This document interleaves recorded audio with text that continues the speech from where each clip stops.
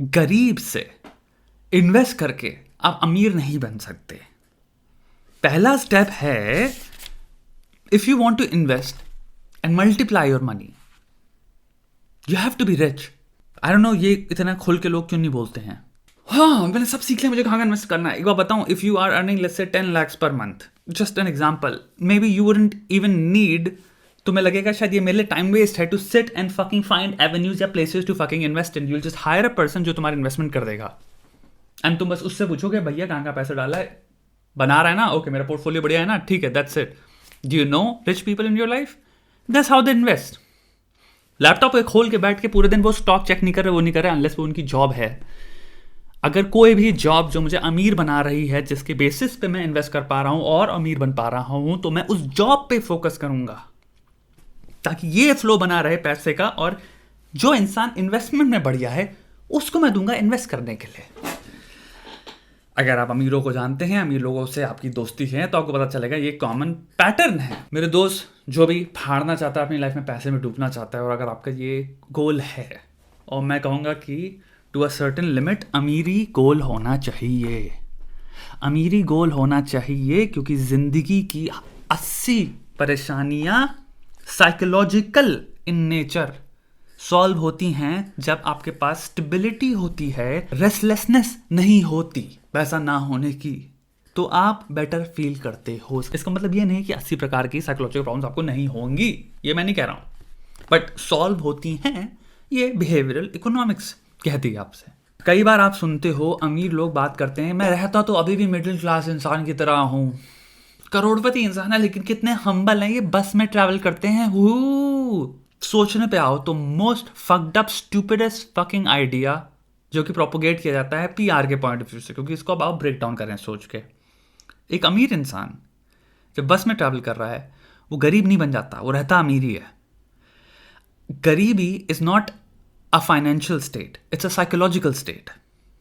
आप जब महीने के महीने जा रहे होते हो और गरीब होते हो, तो आपको जो स्ट्रेस मिल रहा होता है, आपकी जो प्रेशर होते हैं, आपको जो ड्यूटीज फुलफिल करनी है, आपको ऑब्लिगेशन जो फुलफिल करनी है, आपके पास पैसे की कमी है, कोई बीमार ना हो जाए तो वहाँ पैसा चला गया, आप एक अलग एंग्जाइटी और स्ट्रेस में जीते हो। 24/7 आप हॉन्टेड होते हो उससे। तो वो बस में ट्रैवल करना इज नॉट इंडिकेटिव ऑफ गरीबी और अमीरी।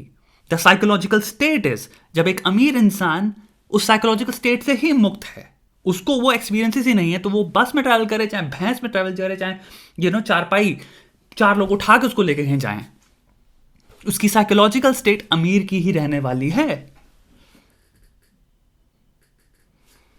Investment to a very large degree आपकी साइकोलॉजिकल स्टेट पे डिपेंड करता है, क्योंकि फैक्टर्स क्या क्या एड कर रहे हैं आपकी इन्वेस्टमेंट स्ट्रैटेजी को, वो सोशो इकोनॉमिक इन नेचर होते हैं। प्रेशर, एंग्जाइटी, स्ट्रेस, कितनी चीज़ें टेकन केयर हैं, कितनी चीज़ें रिलैक्स्ड हैं, कितना आप एक्सेस में जी रहे हो, कितना ज़्यादा स्कैर्सिटी में जी रहे हो, ये फैक्टर्स होते हैं।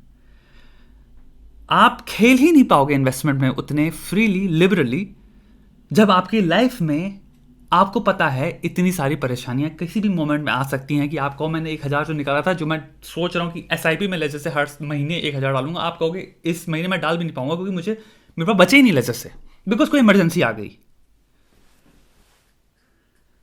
सो पहला स्टेज पता नहीं क्यों हम बात ही नहीं करते। मेरे दद्दा, मेरे भैया, मेरी दीदी, मेरी बहन, मेरे दोस्त, मेरे भाई, मेरे बहनोई, जो भी हो आप, पहला चीज है मेरे को पैसा कमाना है दबा के। 100 रुपए इन्वेस्ट करके, वेल्थ मैनेजमेंट की नॉलेज अपनी बढ़ा के, इन सब चीज़ों पे जब आप क्वालिफाई ही नहीं करते हो अमीरी की स्टेट में अमीरी को मल्टीप्लाई करने की, उससे बेटर है पहले अपना सारा फोकस, एनर्जी एक्चुअल में अमीर बनने पे लगा लो। और अमीरी की आप अपने दिमाग में कोई भी क्वालिफिकेशन या लाइन, फिनिश लाइन खुद से डिसाइड कर सकते हो। वो 1 लाख हो सकती है पर महीना, 1,50,000 हो सकती है, 2 लाख हो सकती है, 3 लाख हो सकती है, वो आप पे डिपेंड करती है और आप कहाँ पे हो उस पर डिपेंड करती है। अगर आप अभी 25,000 कमा रहे हो, मैं कहूँगा 35 पे फोकस करो। अगर आप 50 कमा रहे हो, मैं कह रहा हूँ 65, 70, 80 पे फोकस करो। अगर आप 80 कमा रहे हो, 1.2 पे फोकस करो। एंड अपने आप से एक क्वेश्चन पूछो, भैया ये मेरा पहला गोल है, अमीर नहीं बन गए तुम, लेकिन मेरे को अमीर लेवल से 3 पे पहुंचना है, तो मेरे को इमीडिएटली अभी आज से 3 महीने के अंदर अंदर मुझे फोकस करना है मैं कैसे अपना 25 से 35 से पहुंच सकता हूं। ये तुम्हारा गोल है, ये तुम्हारा क्वेश्चन है, तुम्हारा दृढ़ निश्चय है, ये तुम्हारा धर्म है, तुम्हारी ड्यूटी है तुम्हारी ज़िंदगी में अपने आप को सिक्योरिटी में लाने की, फिनेंशियल, जो कि एक्चुअल में बहुत सारी परेशानियां से तुम्हें मुक्त करेगा, बहुत सारी फ्रस्ट्रेशन से तुम्हें मुक्त करेगा, बहुत सारी नेगेटिव थिंकिंग से तुम्हें मुक्त करेगा। अगर अपने देश से प्यार करते हो ना तो पैसा कमाओ। देश की इकोनॉमी बढ़ती है जब तुम पैसा कमाते हो, जब तुम अमीर बनते हो। खर्चा करोगे ना जब तुम गरीब हो, जब तुम खुद, तुम्हारे पास पैसा नहीं है, तुम खुद सोच रहे हो पैसा मैं कहाँ बचाऊं 24/7, यहाँ मुझे पैसा नहीं देना, मुझे यहाँ पैसा नहीं देना, मुझे यहाँ पैसा नहीं देना, और फिर तुम कहते हो मैं देश का बहुत बड़ा वो हूँ, पेट्रियाटिक इंसान हूँ, बहुत बड़ा नागरिक हूँ, बहुत ही प्राउड हूँ। तुम एक्चुअल में वो काम ही नहीं कर रहे हो जिससे देश की भलाई हो। इंटरनेट पे बैठ के कमेंट्स में 4000 गालियां बकने से अच्छा है वो सारा टाइम खारिज करो और उसको पूरी तरह से प्रयोग करो अपने आप को, अपनी फाइनेंशियल स्टेट को बेटर करने में। पहला गोल यही हो गया तुम्हारे को इमीडिएट देखना है 10, 20, 30% इंक्रीमेंट में कैसे क्या छोटी चीज़ें कर सकता हूँ जो मैं अभी कर रहा हूँ, इसमें ऐड ऑन करके तो मुझे क्या स्किल सीखने पड़ेंगे, मुझे क्या कंपटीशन फोड़ना पड़ेगा, मुझे क्या छोटा सा एग्जाम देना पड़ेगा, क्या मुझे डिप्लोमा लेना पड़ेगा, क्या मुझे किसी तरह की डिग्री में अप्लाई करना पड़ेगा। What are the small tangible changes, चाहे वो डिग्री में हो, चाहे लर्निंग में हो, चाहे स्किल्स में हो, किसी भी चीज़ की ऑक्यूपेशन या एक्विजिशन में हो, क्या चीज़ें मुझे करनी हैं जो मेरी मेंटल स्थिति को with regards to growth, job में, बिजनेस में, इस चीज़ में, वोकेशन में मुझे लेके जाएगी, उस पर फोकस करो। एक और लास्ट चीज़ बोलूँगा, 10 चीज़ें मत सोचना, सिर्फ एक चीज़।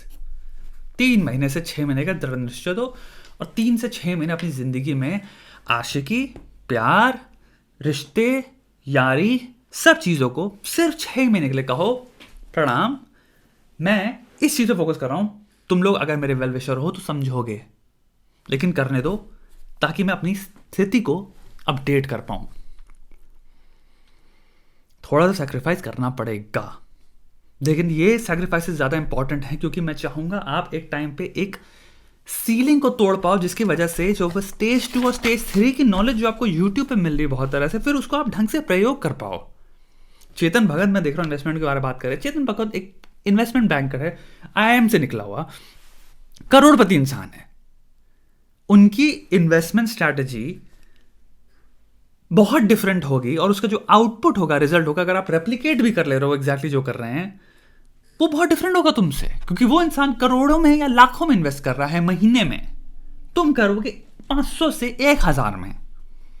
तो स्टेज 2 में फॉल करने के लिए पहले तुम्हें उनके करीब होना पड़ेगा, उस तरह के बेनिफिट्स को रीप करने के लिए। अमीर इसलिए अमीर रहते हैं और अमीर इसलिए अमीरी को मल्टीप्लाई कर पाती है।